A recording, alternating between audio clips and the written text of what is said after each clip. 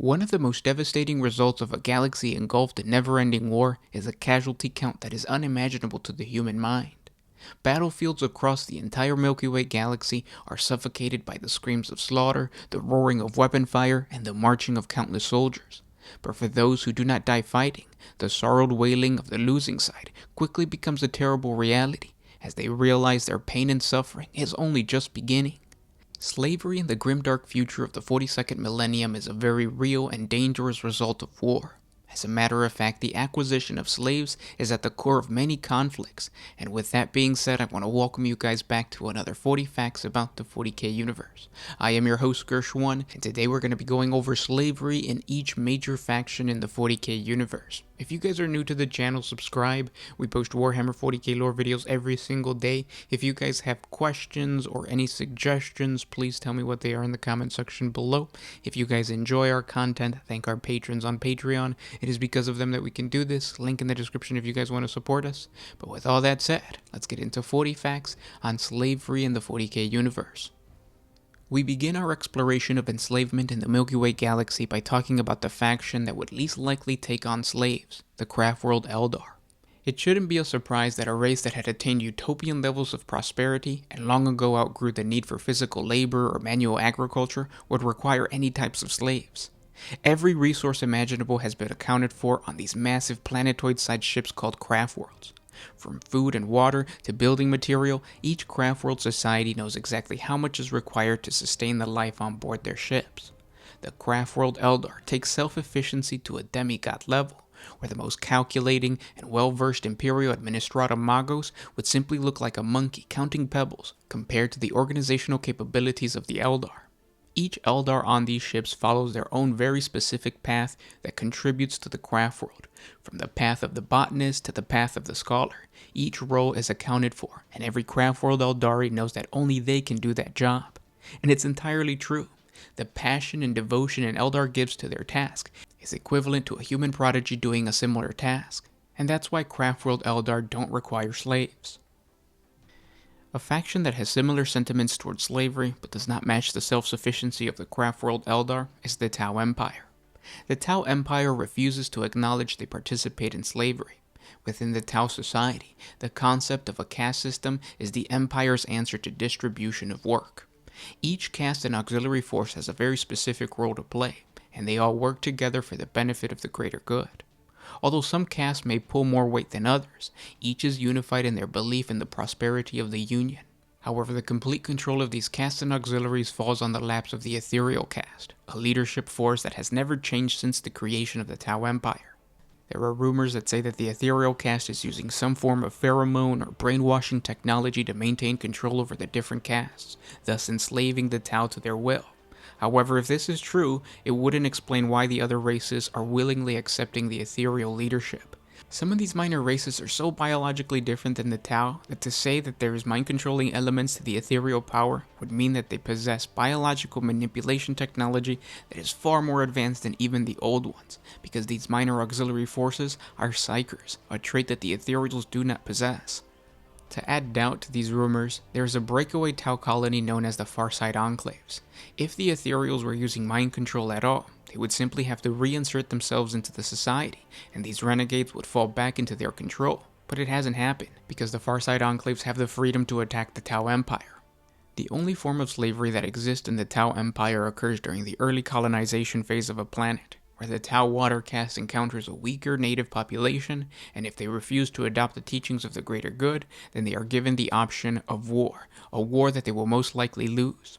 This form of colonization can lead to the exploitation of native populations, to the point where the colonizing Tau force can get away with unlawful acts, like forced labor and stealing natural resources. The water caste understands that these actions only lead to tension, and should only be used if the Tau truly require the resource, and so this form of slavery is very rare in the Tau Empire. We move on from this gray area of enslavement to the factions of the 40K universe that without a doubt practice slavery. Let's start with the Imperium of Man. Within the many planets under the control of the Imperium, many Pharaoh worlds, feudal worlds, and dead worlds practice slavery. For example, the tribes of Fenris, the Space Wolves' homeworld. They participate in a ritualistic raid where they steal women and resources in order to prove their supremacy over each other, a practice that is encouraged by the Space Wolves. On feudal worlds, night houses have a custom of indentured servitude. This stretches across multiple generations, which is just another form of slavery. Even the more civilized planets like Forge Worlds practice some form of slavery, where entire forge fanes and manufactorums are filled with workers. These workers virtually have no chance of escaping from the grueling life of work. The same can be said for the hive cities, whose teeming population will never see the light of their own sun, because they are economically trapped in their hab blocks of their hive cities. Space Marines even take on chapter serfs, which are basically just slaves, and they will forever serve as menials to their demigod masters. The tech priests of the Adeptus Mechanicus are known for lobotomizing people to serve as servitors or to fill their armies with Scutari warriors. There are even entire planets that are used as prison worlds, where the accused are forced into labor, or if convicted, they are seconded to penal legions, enslaved to fight and die for the Emperor. And then there are ships that are filled with captured psychers that are regularly sent to Terra in order to be sacrificed to feed the Emperor of mankind. Their only crime was being born a psyker. The only form of slavery that is not practiced in the Imperium of Man is slavery of the Xenos, as the Imperium is extremely xenophobic and would much rather kill the alien than enslave him, with the exception of the Abhumans and the Jagera weaponsmiths. Now we move on to the faction whose society runs off slavery, the Orcs.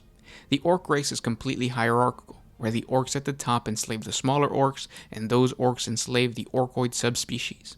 Orc Slave Culture is to the point where unless the task is fighting, the Gretchen, Grots, and Squigs are forced to perform that task for their greenskin masters. And to make it even worse, there are constant beatings in order to keep each rank in line. There is only one Orcoid class that is not a servant to a much bigger Orcoid, and those are known as war bosses. Many of these war bosses go to war for the sole purpose of collecting slaves. When an Orc-Wog needs a labor force, the Orcs raid a planet and force the non-warrior population to perform whatever task the war boss requires, whether that be mining for raw resources, building void ships, or simply producing food. Even captured warriors are enslaved and used for sport. Tyranids, Eldar, Space Marines, they have all been captured by Orcs in order to have something fun to fight. The more dangerous the slave is, the bigger the challenge to maintain, and the Orcs are thrilled by this notion. Similar to the Orcs, the Necron race has very specific purposes when they take slaves. It's rare, but when a dynasty needs a labor force, they enslave whatever population was unlucky enough to settle upon a tomb world. They take on roles like mining for Blackstone and unearthing the rest of the tomb complex, but when the task is complete, the slaves are simply atomized and the dynasty moves on. And then there's the argument that the Necron warrior legions themselves are enslaved to their overlords, having given up their souls for immortality. But they are empty shells, so they're more like robots following a protocol rather than sentient beings. The same difficult argument can be made for the Tyranids, who send a bioform known as a gene stealer to breed into the native population and form a class of Tyranid hybrids that are susceptible to the hive mind's control. In many ways, these slaves are themselves Tyranid bioforms who have no more control of their own minds as a Tyranid Hormagaunt or a Termagaunt. The only difference being that the Hormagaunt or Termagaunt is more animalistic. It's unclear, but some Imperial xenobiologists believe that the Tyranids attempted to enslave a race that acted as a diplomatic cast for their arrival, known as Zotes. These reptilian Xenos were separate from the hive mind, but eventually the tactic was abandoned by the Great Devourer. Another faction that uses their slaves as host bodies are the Chaos Demons. Because demons are not from this world, all possessed are enslaved to the demon that is corrupting their bodies. Once the demon is exorcised, the host body simply dies. Chaos Worshippers also take slaves to act as a workforce. The only difference from them and the Necrons and Orcs is that they also use them as a military force. And finally, I save the best for last, the Dark Eldar. The Drukhari feed on the slave trade. They raid the galaxy collecting slaves in order to torture and degrade. Without slavery, the Dark Eldar would wither away and be consumed by she who thirsts. The life of an Eldar slave deserves a video all on its own because it's truly the stuff of nightmares. And those were 40 facts on slavery in the 40K universe. I hope you guys enjoyed this video. If you guys have anything to add, please let me know what it is in the comment section below. The more I think about the Imperium, the more I realize that the Imperium practices slavery a lot. Like just in all forms, like astropads, navigators, like all that kind of stuff is just kind of like you are forced to do that job. And yeah. It's kind of difficult when you get into the races like the Orcs and the Necrons and even the Gene Stealers, because it's not slavery the way that we think of slavery. Like, when we think of it, it's like some action put you in this position, but normally you would not be in this position. You would have more freedom than this. Whereas you can't say that with a Gretchen. If a Gretchen was by himself, he would seek out his own kind, which, you know, that kind is a hierarchical society. Same thing with a gene stealer. A gene stealer is connected to the hive mind. If you separate that gene stealer hybrid or gene stealer aberrant, whatever it may be, away from the hive mind, it's going to try to seek that hive mind back. And if you remove that part of the hive mind, then you basically kill whatever Tyranid bioform that is. So slavery is not really the same in that situation.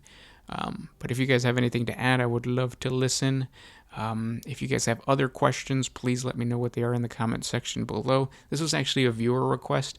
I got to talking with some guy on Instagram, and I was like, oh, I'll just create a video for it because it's actually really common in the 40K universe, especially in the Imperium. Like I said, there are so many things that, like, the more you think about the Imperium and the way the Imperium works, you realize, like, oh, this doesn't work unless there's like a labor force that is forced to do this day in and day out type of thing. So yeah, I hope you guys enjoyed, and I will talk to you tomorrow. This was Gershwin with One Mind Syndicate signing out. Always